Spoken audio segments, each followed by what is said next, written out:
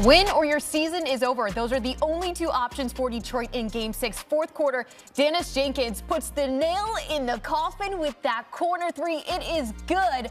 Detroit survives another day to take home Game 7, home to the Motor City. Detroit is 4-0 when facing elimination. The final from Cleveland, Pistons 115, Cavs 94. Cade Cunningham, 42 points with a ton of help from his bench. Now let's hear from the experts. CBS Sports NBA analyst Noah Bono and John Gonzalez. Noah, I'll start with you. Only a 3-point lead at the half for the Pistons. Then they entered the final frame up 14, and they never let up. How did Detroit run away with this game in the second half? Well, hello, Jalen Duren. Welcome to the party. It was nice for him to finally show up. I think he provided such a spark in the first half. And in the second half, when Cade Cunningham really struggled, I don't know how much some of those no calls were actually fouls that he was really upset about. But the bench had 48 points for Detroit, and that was the difference in the game. And, I mean, when you watch up and down, like B-ball Paul Reed coming in the game, making a difference, mad when he's getting subbed out for Jalen Duren, who, like I said, finally had his coming out party this postseason. And then luckily, you know, JB Bickerstaff pulls him back into the game, takes Tobias Harris out of the games because they wanted to match that double big lineup. I just thought Detroit from top to bottom was completely in sync with one another. And this is now the seventh game they've won this postseason, the sixth game they've won this postseason where they've held their opponent under 101 points. When they do that and when they act like the best defense in the league or the second best behind Oklahoma City, they're hard to beat. And when the bench shows up in that type of way and their defense is clicking in the way it was, that it's really going to be hard for Cleveland to try to win a Game 7 in Detroit. Yeah, and they closed out a game, right? I mean, they've had some trouble in this series doing that. They could have won Game 3. They should have won Game 5.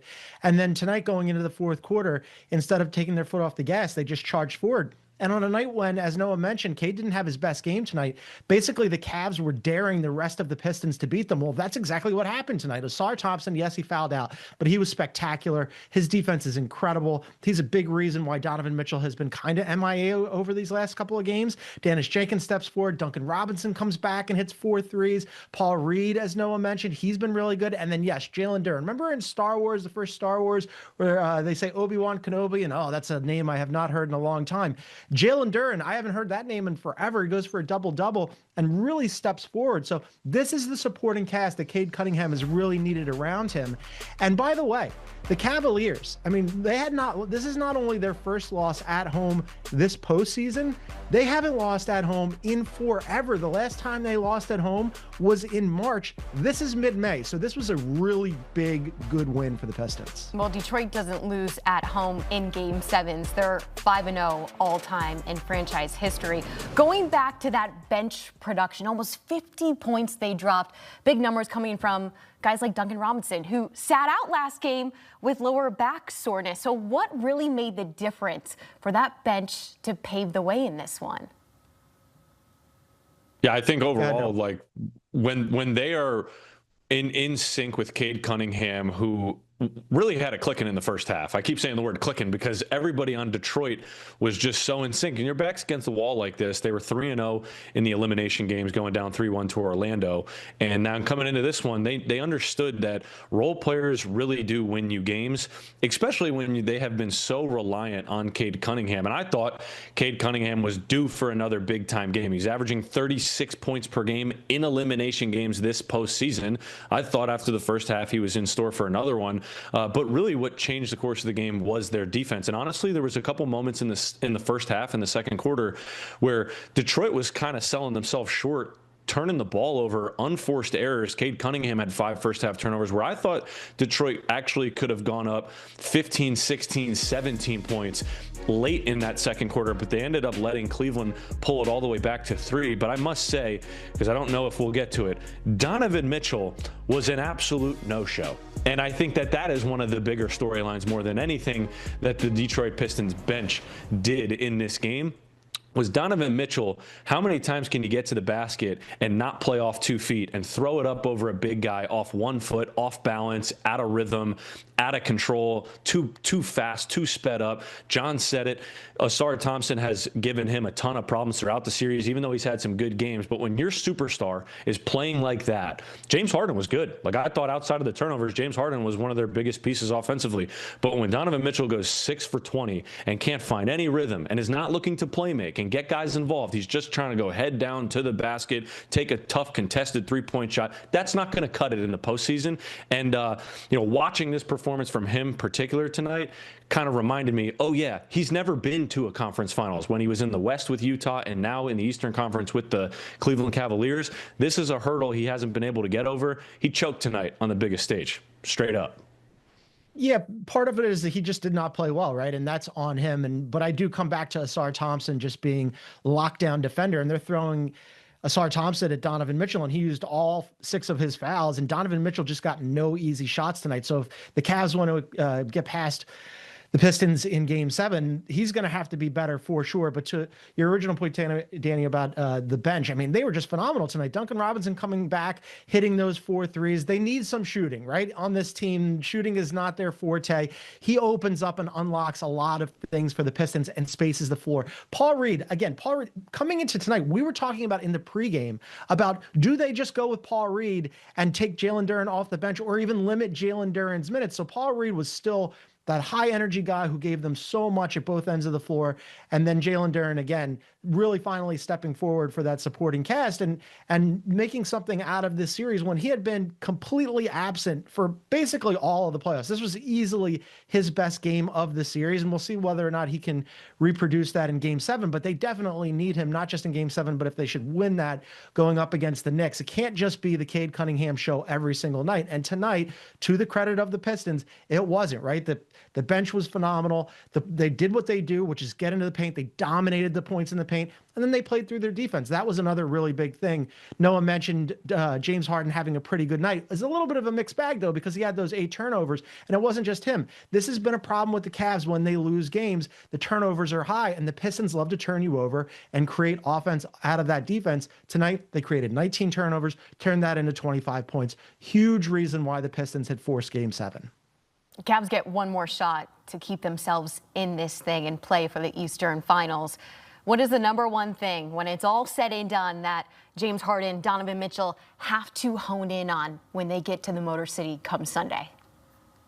Your best players got to play their best. I mean, that's what these games come down to, no matter what. And Donovan Mitchell, he's been great in moments in this series. Game 4, when he had the 39-point second half and 43 for the game, he was phenomenal. But when you get into a Game 7, this is when you start counting who has the best players in this series. And Cade Cunningham is the best player in the series. But down the line, you can go. The next 4 best guys in this series are on the Cleveland Cavaliers. When you talk about Mitchell, Harden, Mobley, and even Jarrett Allen, I don't think that unless Jalen Duren goes back to regular season all-star Jalen Duren, the Cavs have 4 of the 5 best players in this series. They are the deeper team, but Detroit is more physical. They're going to be at home. They've been in a Game 7 already this postseason. Obviously, the Cavs were too. They hosted, but Cleveland being on the road and being in choppy waters where you don't know what you're going to get from James Harden in Game 7 in the postseason. You got no clue what's going to happen there. And then same thing with Donovan Mitchell. It's all you got, season on the line.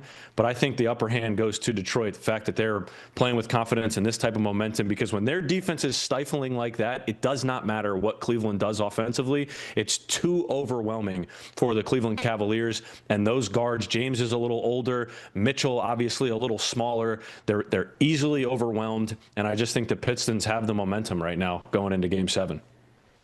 Yeah, for the Cavs, I mean, generally their default position is if 3 of their 4 best guys play well, they generally win. Well, tonight, James Harden, as I said, kind of a mixed bag. Evan Mobley played really well. Jarrett Allen was fine, and Donovan Mitchell went 6 for 20 from the floor. That's not going to get it done. Those guys really have to step forward. And I've mentioned multiple times as we've been talking about Asar Thompson playing lockdown defense on Donovan Mitchell. That's a credit to Asar Thompson. But Donovan Mitchell is an all-NBA player. You're going to face really great defenders in the NBA. all night, every night, basically, because they're going to be keying on Donovan Mitchell. He's got to figure out a way to crack Asar Thompson, because if you don't, then you're probably going home. And they're going to be on the road on this one. And yes, they did win Game 5 in Detroit, but they played 2 playoff series. This is their second series so far. And it took them until Game 5 of this series to finally win a game on the road. So I'm a little dubious about whether or not they can get it done. Their points per game on the road are paltry compared to what they've been able to produce at home tonight, notwithstanding. So that's definitely up against them. And then you've got the Pistons,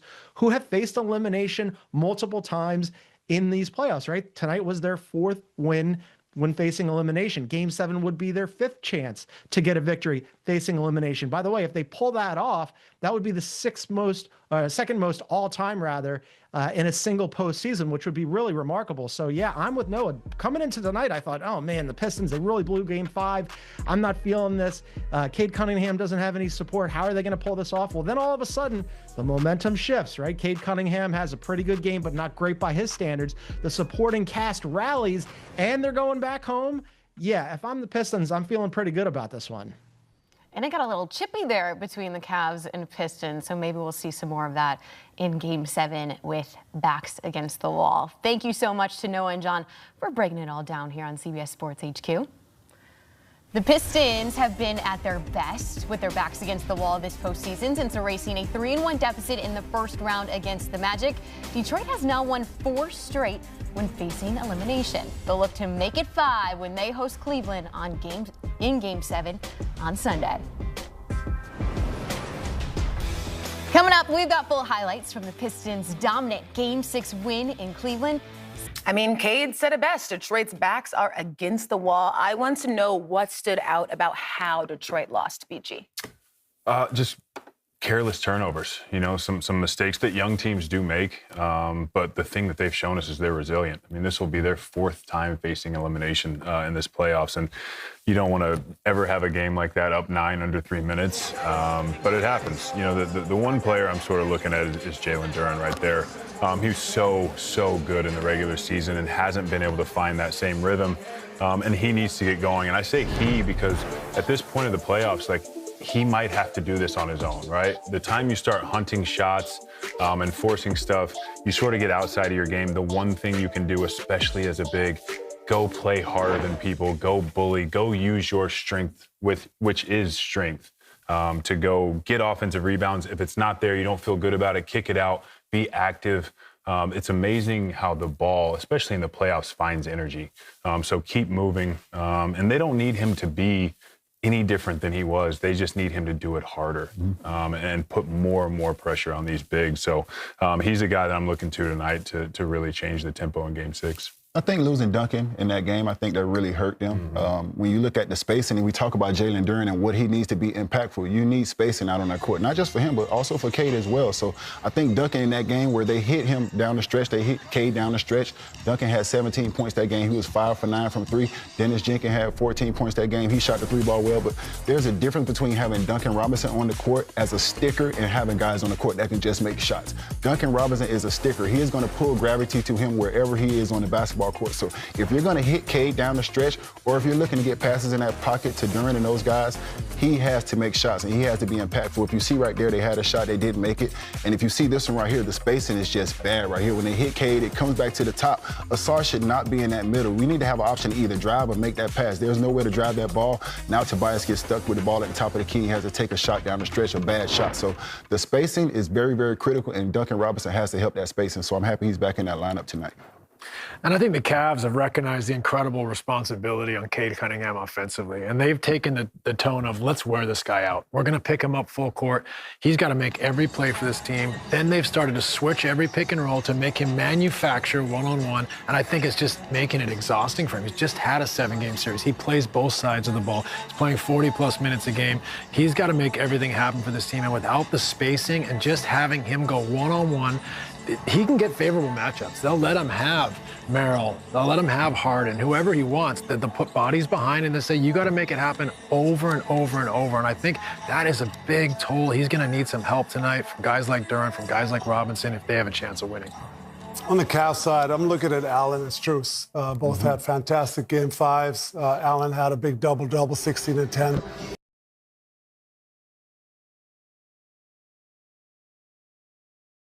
And he's active. He gets rebounds. He gets stick backs. They're a different team. And then Strus has been fantastic, especially there. I thought everybody's going to talk shooting. He had 6 threes. I thought in the first half, Cleveland didn't have much going, and he kind of kept them up, kept them scoring with his big three-point shooting. But I also like his physicality on defense. He's guarding Cade at times. He's keeping loose balls alive. He had this big steal in overtime that we saw earlier. So I just love his activity and his competitiveness. Yeah, after the game, Kenny Atkinson said they got that win because of Max Strus. He finished that game 5 win with 20 points, 8 rebounds, knocking down 6 out of 8 threes. And earlier, our Christina Pink caught up with